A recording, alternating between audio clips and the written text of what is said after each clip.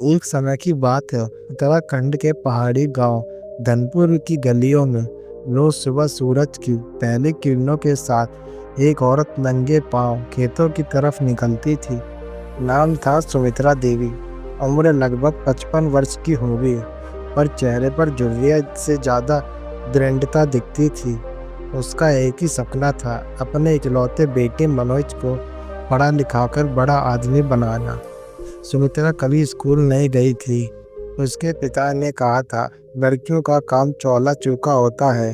लेकिन जब वो अब माँ बनी, उसने ठान लिया, जो मुझसे नहीं मिला वो मैं अपने बेटे को जरूर दूंगी।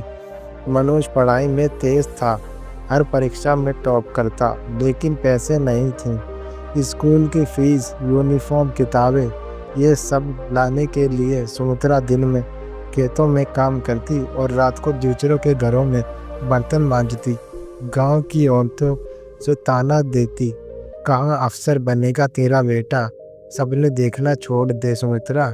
लेकिन वह चुप रही, सिर्फ मनोज की फटी चप्पलों को जोड़ती और दिल में एक दुआ दोहराती, हे भगवान इसे मंजिल देना।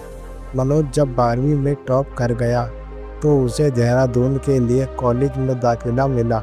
सुमित्रा ने शादी के गहने गिरवी रखकर उसके एडमिशन का खर्चा निकाला। मनोज जब पहली बार ट्रेन में बैठा, माँ ने बस इतना कहा, बेटा तेरा भविष्य अब तेरे हाथ में है, मेरा सपना तुझे पूरा करना है। देहरादून में रहकर मनोज ने मेहनत शुरू की। दिन भर क्लास में, रात में ट्यूशन पढ़ाकर अपना खर्चा निकालता। कभी कभी माँ से फ़ोन पर बात भी कर लेता, तो सिर्फ यही कहता है, अभी कुछ नहीं बना माँ, जब बन जाऊँगा तब बुलाऊँगा। लेकिन एक दिन कयामत टूट पड़ी। कॉलेज से लौटते वक्त एक तेज़ रफ्तार गाड़ी ने मनोज की बाइक को टक्कर मार दी। जब उसे होश आया तो वह अस्पताल में था।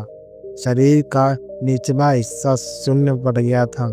डॉक्टर ने कहा, अब आपकी ज़िंदगी भर व्हीलचेयर पर ही रहोगे। यह सुनते ही मनोज की आंखों से आंसू थमने का नाम ही नहीं ले रहे थे। वो सिर्फ एक बड़ी बात कह रहा था, अब माँ का सपना अधूरा रह जाएगा। सुमित्रा दौड़ते हुए अस्पताल पहुंची। उसने देखा अपने बेटे को ज़मीन पर नहीं है, अपनी गोद में देख लिया। आंखों में आंसू लेकर बोली, जब तू बोल नहीं सकता था मैंने तुझे बोलना सिखाया, अब तू चल नहीं सकता तो क्या हुआ, मंजिल तक पहुंचाने का रास्ता हम फिर से बनाएंगे। उस दिन के बाद सुमित्रा ने पढ़ाई शुरू की। पहले खुद किताबें पढ़ना सीखा, ताकि बेटे के साथ बैठकर उसको सिलेबस में से मदद कर सके। वो दिन रात बेटे को हौसला देती, उसके लिए बोर्ड से जवाब लिखती और हाथ से पकड़कर नोटिस बनवाती। 3 साल लगे, लेकिन मनोज ने बीएड और पीजीटी की पढ़ाई व्हीलचेयर पर बैठकर पूरी की। जब उसका सिलेक्शन सरकारी स्कूल में बतौर शिक्षक हुआ तो उसे पूरी तहसील से उसका नाम गूंज उठा। पहले दिन जब स्कूल ज्वाइन किया तो क्लास में सामने बैठी एक साड़ी पहने बूढ़ी औरत आंखों में चमक के लिए नोटबुक और पेन लेकर बैठी थी। मनोज मुस्कुराया, पूछा, आप कौन? औरत ने मुस्कुरा कर कहा, एक माँ जिसकी अधूरी पढ़ाई का पहला दिन है, अब बेटा मुझे पढ़ाएगा। तो दोस्तों, इस कहानी से हमें ये सीख मिलती है, ज़िंदगी में जब भी लगे कि अब कुछ नहीं हो सकता, तब माँ की आंखों में झाँक कर देखना, वह आज भी तुम्हारे लिए एक सपना बुनता मिलेगी। तो अगर आपको ये वीडियो पसंद आई हो तो इस वीडियो को लाइक करें और चैनल को सब्सक्राइब करें। मिलते हैं नेक्स्ट वीडियो में। Take care, bye bye.